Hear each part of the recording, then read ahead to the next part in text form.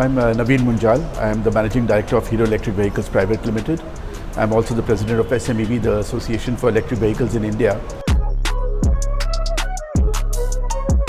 Awareness is getting created by the media talking about it, by the companies talking about it, by the government talking about it and putting targets which are aggressive targets for electric vehicles. But another great impact is when so many companies and so many people are talking about it, the awareness gets created. So you're not advertising as much, but there's overall awareness creation in people, and then they start saying, okay, so if so many people and governments are talking about it, then maybe there's some substance in the vehicles.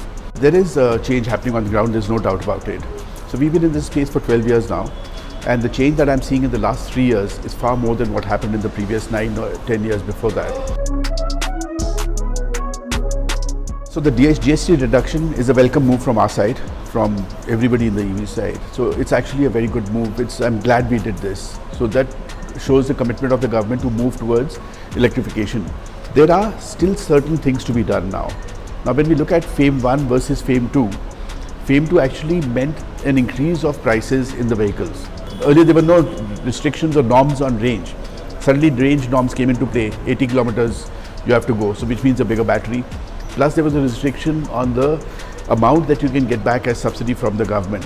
So that was restricted, that's restricted to 20% of the dealer billing price.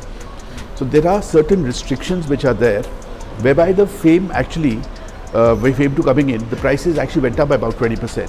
So this coming in, GST, is a reduction, is a 7% reduction in that. Even though being in the industry for so many years, we are still nascent stages. We are still early stages in terms of the volumes, in terms of the scale, in terms of the penetration that we've got in the market, even though we are the largest in the country. But it's still small right now.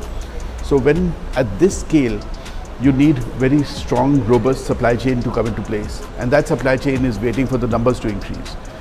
So it's a catch-up game. It's a chicken and egg situation. So we do need a very robust supply chain for sure. There's no two ways about it. So Hero Electric is a serious player. We've been in this space for a long time, and we're going to be here. So we are here to stay. We are not. We are here to stay, and we are here to grow the market, and we want to maintain our leadership position that we already have. As an Indian market, we think that two-wheelers is a low-hanging fruit, and that's what's going to convert first. Because what's going to happen is that as you've got the mass volume, then everything else can pile on top of it. You can't build an ecosystem on small numbers. The ecosystem means that you've got to really have a large number and a very large network in place. And that only makes sense if you've got the large volumes. And that whole ecosystem is going to get created, and not just that, along with it is going to be a very large opportunity. Battery manufacturing, charging infrastructure, BMSs, the drivetrains, the wire harnesses, the electronics that come with this thing, plus the mechanicals, of course, is there.